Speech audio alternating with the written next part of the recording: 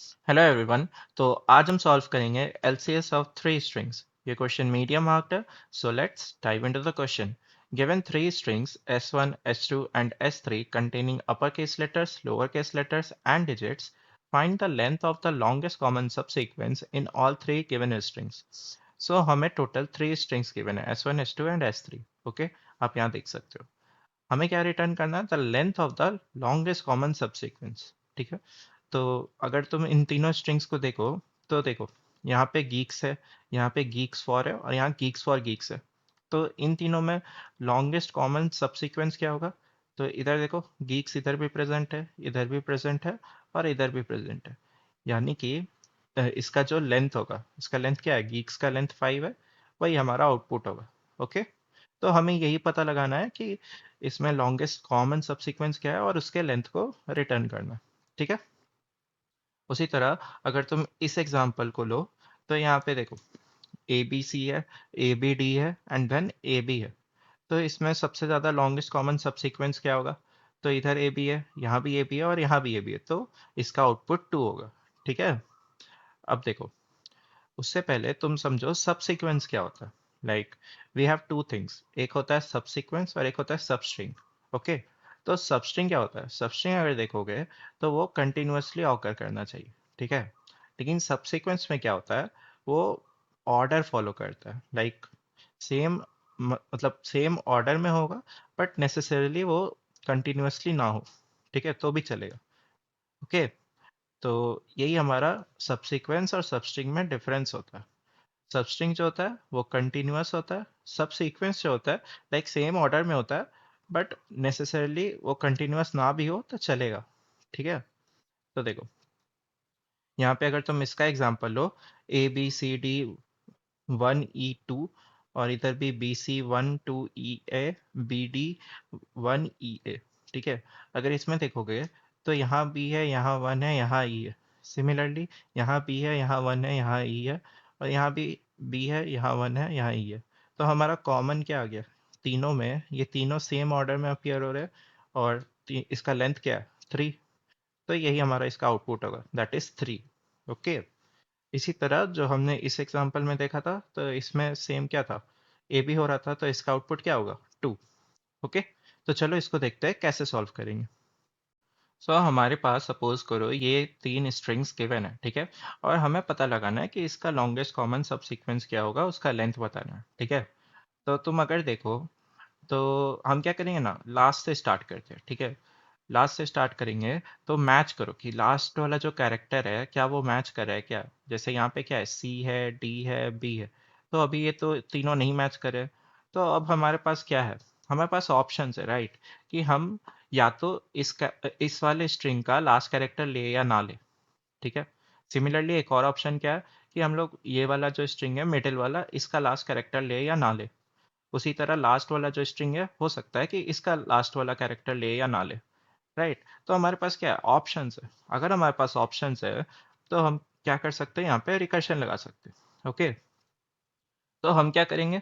अपने तीनों स्ट्रिंग के लास्ट इंडेक्स से स्टार्ट करते हैं। ठीक है, यहाँ पे तीनों पे पॉइंटर डाल दिया हमने। अब पूछो इनसे कि क्या ये इक्वल है क्या। अगर इक्वल होता तो हम लोग +1 कर देते कि ओके, एक लेंथ का मिल गया। बट अभी तो इक्वल नहीं आया। ठीक है, तो इक्वल नहीं आया तो हमारे पास क्या ऑप्शंस है? ऑप्शंस क्या है कि तुम सबसे पहले, हमने फर्स्ट वाले स्ट्रिंग का लास्ट कैरेक्टर नहीं लिया सपोज, और बाकी दोनों का लिया। ठीक है, तो देखो हमने क्या किया, अपने इस वाले पॉइंटर को इधर ले आया और बाकी दोनों को सेम जगह रखा। ठीक है, दूसरा ऑप्शन क्या है हमारे पास? दूसरा ऑप्शन क्या है? तो हमने क्या किया, इसको लिया और इसको लिया और मिडल वाले को नहीं लिया। तो मिडिल वाले को नहीं लिया तो यहाँ पे ले आओ। ओके, तो यहाँ पे भी देखो सेम हमने किया, फर्स्ट वाले के लास्ट कैरेक्टर को लिया है, लास्ट वाले के भी लास्ट कैरेक्टर को लिया है, मिडिल वाले के लास्ट कैरेक्टर को नहीं लिया।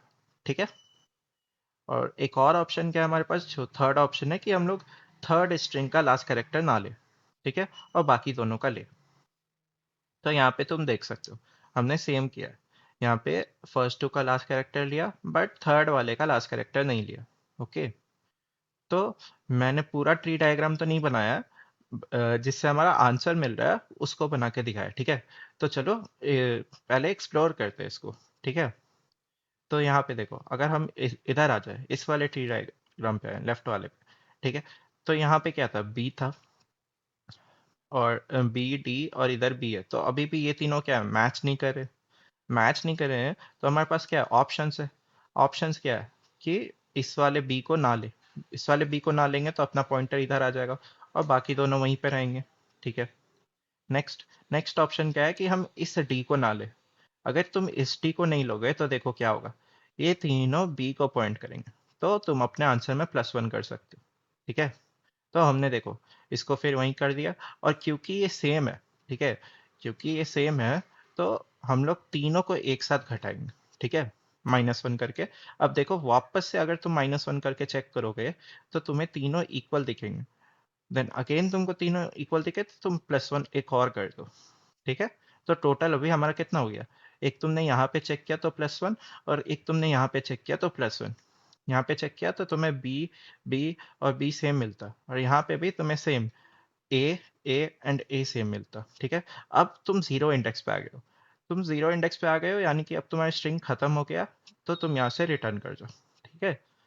उसी तरह अगर इसका जो तीसरा ब्रांच था उसमें तुम जाते तो क्या करते, तुम ये दोनों को सेम जगह रखते और इस वाले को नहीं लेते, ठीक है। तो इससे भी हमारा आंसर नहीं आता।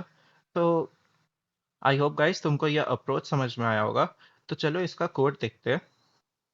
सो हम क्या करेंगे, सबसे पहले अपने तीनों स्ट्रिंग्स का, that is S1 S2 and S3, इसका लेंथ निकाल लेंगे। तो हमने लेंथ निकाल के इसका N1 N2 and N3 calculate कर लिया। जब हमने ये कैलकुलेट कर लिया तो इसको हमने क्यों कैलकुलेट किया, इसको हमने इसलिए कैलकुलेट किया क्योंकि हम अपना पॉइंटर्स को कहाँ से स्टार्ट करते थे, लास्ट से, ठीक है। लास्ट से स्टार्ट करते थे, फिर क्या करते थे, तुम पूछते थे क्या ये जो तीनों हैं वो सेम है क्या। अगर ये सेम नहीं होता, अगर ये सेम नहीं होता तो हम क्या करते थे, अपने ऑप्शंस को फर्दर एक्सप्लोर करते थे। तो सपोज करो जो पहला स्ट्रिंग है इस पे आई पॉइंटर रखा है, इसमें जे रखा और इसमें के रखा। तो अगर ये सेम नहीं होता था तो पहला ऑप्शन क्या था, हम लोग आई को पीछे करते थे, यानी I-1 करते थे, ठीक है। हमारा दूसरा ऑप्शन क्या था कि हम बीच वाले को नहीं लेते थे, मतलब बीच वाले के लास्ट कैरेक्टर को नहीं लेते थे, यानी जे को -1 करते थे, ठीक है। और ये वाले में क्या होगा, हम लोग के को -1 कर देंगे, ठीक है। बाकी अपना आई जे के वहीं रहता था, आई जे वहीं रहता था, ठीक है। नेक्स्ट, अगर तुम्हारे को सेम आ जाता था, जैसे यहाँ देखोगे तो तुम्हारे को क्या आया, सेम आया। सेम आया तो तुम अपने आंसर में +1 करो कि हाँ एक लेंथ तो मिल गया हमें, ठीक है। और साथ ही साथ तीनों को एक साथ घटाओ, तीनों को एक साथ घटाओ, मतलब तीनों पॉइंटर्स इधर आएंगे, ये भी इधर जाएगा और इधर ये जाएगा, ठीक है। और फिर हम लोग अगेन फर्दर अपना चेक करते जाएंगे, ओके। तो चलो इसको देखते हैं कैसे लिखेंगे। तो यहाँ देखो लेंथ निकाल लिया, फिर अपने रिकर्शन फंक्शन को कॉल कर दिया उसके पॉइंटर्स के साथ कि वो कहाँ से स्टार्ट होगा।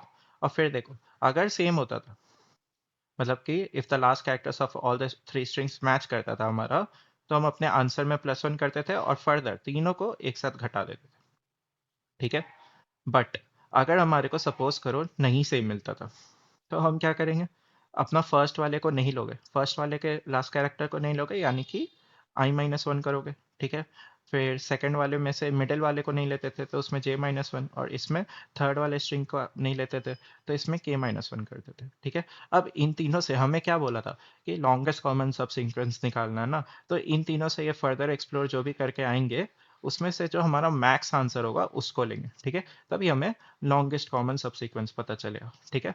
और फर्दर तुम मतलब करते जाओगे तो रुकोगे रुकोगे तब ना जब तुम्हारा को एक स्ट्रिंग के जीरो पे तुम पहुंच जाओ, तो वो हमारा बेस केस हो जाएगा, लाइक तुमने एक्सप्लोर कर लिया अब हमें नहीं मिल रहा, ठीक है। यानी हमारा स्ट्रिंग हमारा एम्प्टी हो गया, तो हम लोग रुक जाएंगे उसे, ठीक है।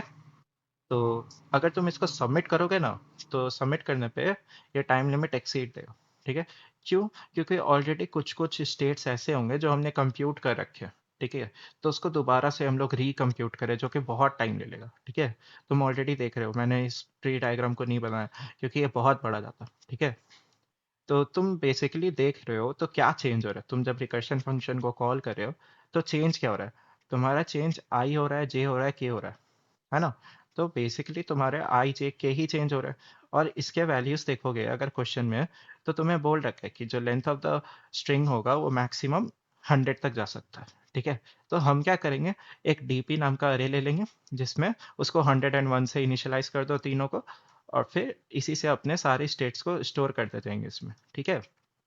तो सबसे पहले क्या करो, सबको -1 से इनिशियलाइज कर दिया हमने, और उसके बाद देखो सेम हमने उसी कोड में क्या किया है, पहले चेक कर लिया कि क्या वो ऑलरेडी कंप्यूटेड वाला स्टेट है। अगर वो ऑलरेडी कंप्यूटेड वाला स्टेट होता तो वापस से उसको क्यों रिकम्प्यूट करोगे, वहीं से हम लोग डायरेक्ट रिटर्न कर देंगे, ठीक है।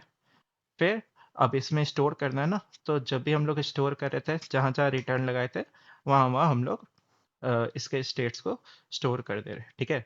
जैसे पहला कहाँ था, अपना रिटर्न यहाँ था ना, तो यहाँ पे रिटर्न डीपी ऑफ इसके आंसर को स्टोर कर लिया। फिर मैक्सिमम वाला जो भी आता था उसमें भी हमने यहाँ पे, जैसे यहाँ पे रिटर्न मैक्स था ना, तो यहाँ पे भी रिटर्न डीपी आई जे के करके हम लोग इसके सारे स्टेट्स को स्टोर कर लेंगे, ठीक है।